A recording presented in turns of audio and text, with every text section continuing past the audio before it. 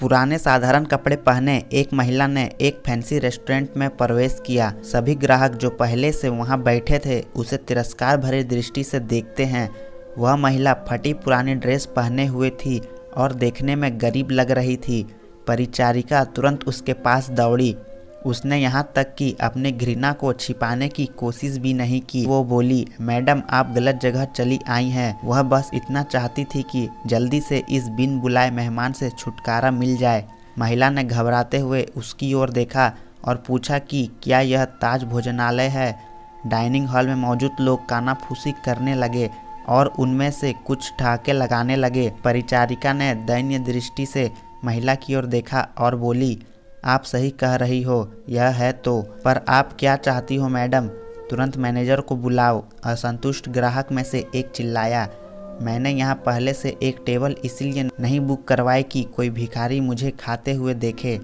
महिला ने अपना सिर नीचे कर लिया और धीरे से बोली, मैं तुम्हारा ज़्यादा समय नहीं लूँगी बेटा, मेरा केवल एक अनुरोध है कि आप इस तरफ आइए। परिचारिका ने अनिच्छा से बुजुर्ग महिला को अंदर आमंत्रित किया।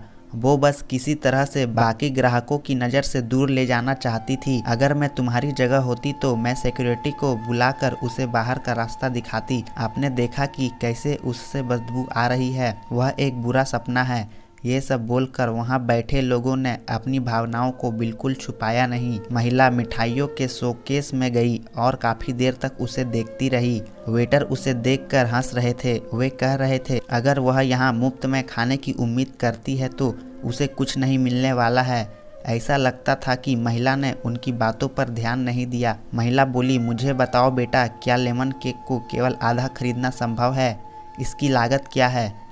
मेरे पास 10-10 के 17 नोट है। उसने हाथ में से कुछ मुड़े तुड़े पुराने नोट दिखाते हुए पूछा। वेटर्स ने बमुश्किल हंसी रोकी। मैडम, मुझे नहीं लगता कि आपके पास इस केक के एक टुकड़े के लिए भी पर्याप्त पैसा है।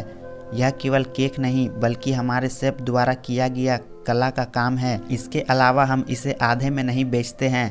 गरीब महिला शर्मसार हो गई। उसे ऐसा लगा कि उसके अंदर कुछ टूट गया हो। धीरे धीरे वह निराश कदमों से चलते हुए बाहर निकलने लगी। अचानक उसे रेस्टोरेंट के कोने में अपनी पत्नी के बगल में बैठे सैन्य वर्दी पहने एक व्यक्ति ने बुलाया। मैडम कृपया यहाँ आओ, आप बहुत निराश लग रही हैं, कुछ हुआ है? उसने चेहरे पर मुस्कान के साथ पूछा। मेरी बेटी, वह बहुत बीमार थी।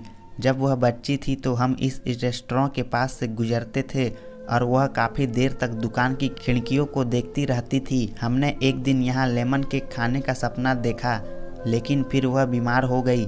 मेरे पति चले गए और हम दोनों का पेट पालने के लिए मुझे नौकरी करनी पड़ी। मेरे पास इलाज जारी रखने के लिए पैसे नहीं हैं, इसीलिए उसके लिए कुछ भी नहीं कर पा रही हूँ। तो मैंने सोचा कम से कम उससे ये केक ही दिला दूँ, लेकिन मेरे पास केवल 10 की ये 17 नोट हैं। इतना कहते हुए उसके आंखों से आंसू बह निकले।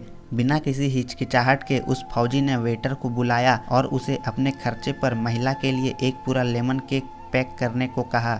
उन्होंने महिला से कहा, आज 17 साल हो गए हैं जब हमने अपने बेटे लक्ष्य को खोया था। एक कार दुर्घटना में उसकी मृत्यु हो गई थी।